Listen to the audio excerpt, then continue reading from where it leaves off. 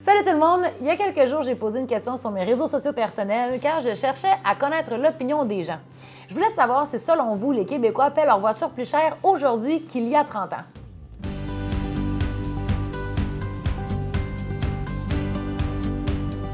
Évidemment, la majorité des gens ont répondu oui, car c'est évident qu'en regardant le prix de vente d'un véhicule aujourd'hui, il a bel et bien augmenté. Sauf que, si on prend le prix de vente et qu'on le traduit en nombre de semaines de travail nécessaire qu'il faut pour faire l'acquisition de la voiture, en tenant compte bien sûr des salaires moyens de chaque époque, on se rend compte de quelque chose de bien intéressant. Pour vous illustrer le tout, on a pris 3 modèles de voitures neuves de même gamme, soit la Nissan Sentra, la Toyota Corolla et la Honda Civic, et on a évalué le temps de travail nécessaire qu'il faut faire pour faire l'acquisition de cette voiture-là. Si on compare notre pouvoir d'achat en 1990 et en 2020, il est surprenant de constater qu'il est resté sensiblement le même. Commençons d'abord avec la Toyota Corolla.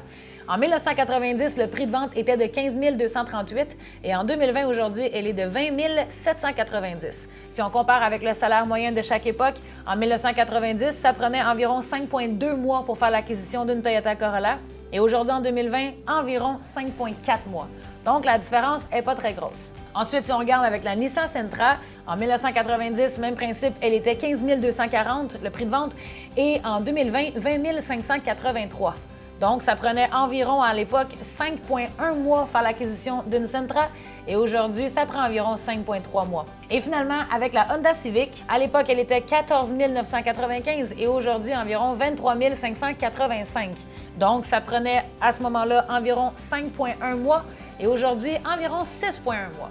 La différence est un peu plus grosse, mais encore là, très minime. On en conclut donc que même si le véhicule était moins cher il y a 30 ans, il n'est pas devenu moins accessible pour les Québécois aujourd'hui. Sans oublier que les voitures d'aujourd'hui ont énormément évolué au niveau de l'équipement.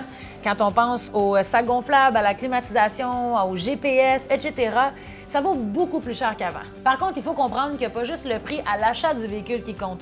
Il faut aussi calculer l'essence, les immatriculations, les assurances, les frais d'entretien. Puis ça aussi, ça a beaucoup augmenté au fil des années. Donc au final, c'est pas tant l'achat de la voiture qui coûte plus cher, mais bien les frais qui l'entourent. Donc inquiétez-vous pas tout le monde, vous pouvez acheter vos voitures en toute tranquillité d'esprit.